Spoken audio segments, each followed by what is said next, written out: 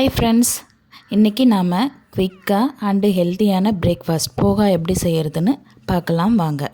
First case ஸ்டவ்வில் ஒரு கடாயை வச்சுட்டு அதில் 2 டேபிள் ஸ்பூன் எண்ணெயை விடணும். எண்ணெய் நல்லா சூடாகட்டும்.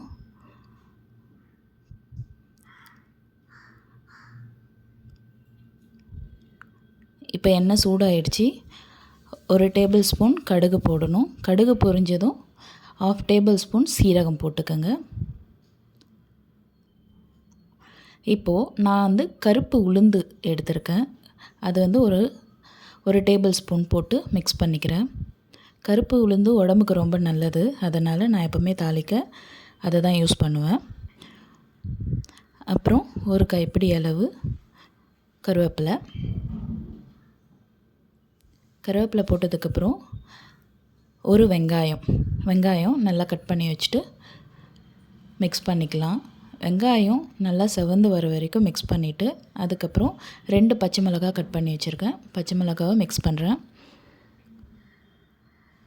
பச்சை மிளகாய் வதங்கினத உடனே தக்காளி போட்டுக்கலாம்.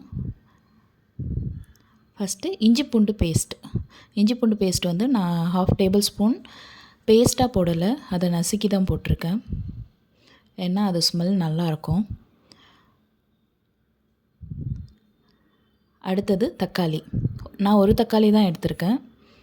ஒரு வெங்காயம் ஒரு தக்காளி தான் எடுத்திருக்கேன். ஏன்னா நான் வெஜிடபிள்லாம் ஆட் பண்ணுறதுனால எனக்கு இதுவே போதுமானதாக இருக்கும். நான் இப்போ செய்கிறது ஒரு 3 பேர் சாப்பிட்ற அளவுக்கு செய்யலாம். அதுக்கப்புறம் கொஞ்சமாக உப்பு, தேவையான அளவு உப்பு போட்டுக்கலாம். ஏன்னா தக்காளி வெங்காயம் அப்போ தான் நல்லா வதங்கும். இப்போது தக்காளி வெங்காயம்லாம் நல்லா குக் ஆகிடுச்சு. இதுக்கப்புறம் நம்ம வெஜிடபிள் ஆட் பண்ணிக்கலாம். நான் ஒரு 5லேருந்து 6 பீன்ஸ் எடுத்து நல்லா சின்னதாக கட் பண்ணி வச்சுட்டு அதை ஆட் பண்ணுறேன். ஃபஸ்ட்டு பீன்ஸ் போட்டுக்கிறது நல்லது, ஏன்னா பீன்ஸ் கொஞ்சம் குக் ஆகிறதுக்கு லேட் ஆகும், அதனால் பீன்ஸு. அடுத்தது ஒரு கேரட்டை சின்ன சின்னதாக கட் பண்ணி வச்சுட்டு அதையும் ஆட் பண்ணிக்கலாம். இப்போது பீன்ஸும் கேரட்டும் குக் ஆகிட்ருக்கு. அதுக்கப்புறம் லாஸ்ட்டாக கேப்சிகம் போடுறேன். ஏன்னா கேப்சிகம் சீக்கிரமாக குக் ஆகிடும். அது ஃபஸ்ட்டே போட்டோன்னா அதுக்கப்புறம் அது இருக்கிறதே தெரியாது, கேப்சிகம் இருக்கிறதே தெரியாது. அதனால் அதை லாஸ்ட்டாக போடலாம்.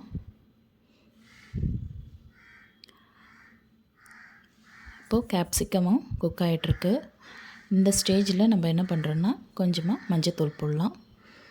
ஒரு 1/4 டீஸ்பூன் மஞ்சத்தூள் போட்டு நல்லா மிக்ஸ் பண்ணி விடணும்.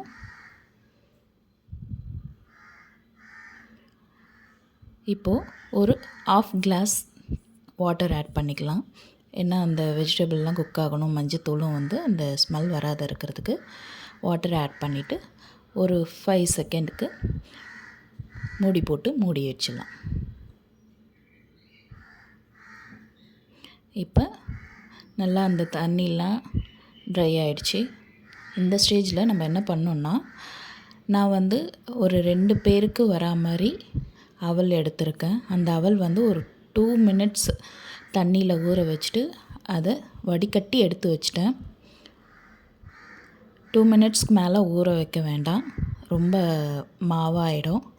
ஸோ இந்த ஸ்டேஜில் நல்லா வடிகட்டி எடுத்து வச்ச அவலை சேர்த்து விடலாம். அவல் கொஞ்சம் கொஞ்சமாக போட்டு மிக்ஸ் பண்ணிக்கலாம்.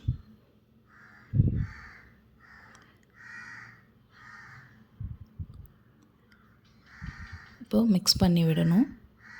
இந்த அவல் சாப்பிட்றதுனால நமக்கு ரொம்ப பெனிஃபிட்ஸ் அதிகம், ஹெல்த் பெனிஃபிட் இருக்குது. அண்டு சீக்கிரமாக செஞ்சிடலாம். அவல் பொறுத்த வரைக்கும் 5 மினிட்ஸ் ப்ராசஸ் தான் இது. என்ன வெஜிடபிள்லாம் கட் பண்ணுறதுக்கு தான் நமக்கு டைம் எடுக்கும்.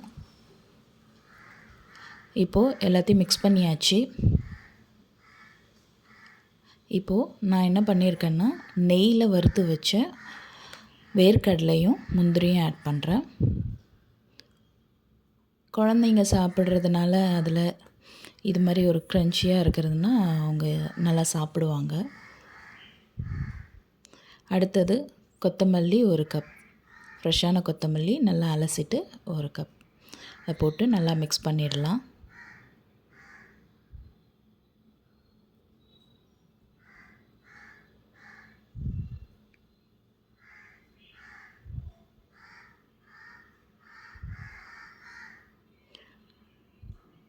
இந்த ஸ்டேஜில் நம்ம கொஞ்சம் நெய்யை ஆட் பண்ணிக்கலாம். லாஸ்ட்டாக ஒரு 2 டேபிள் ஸ்பூன் நெய்.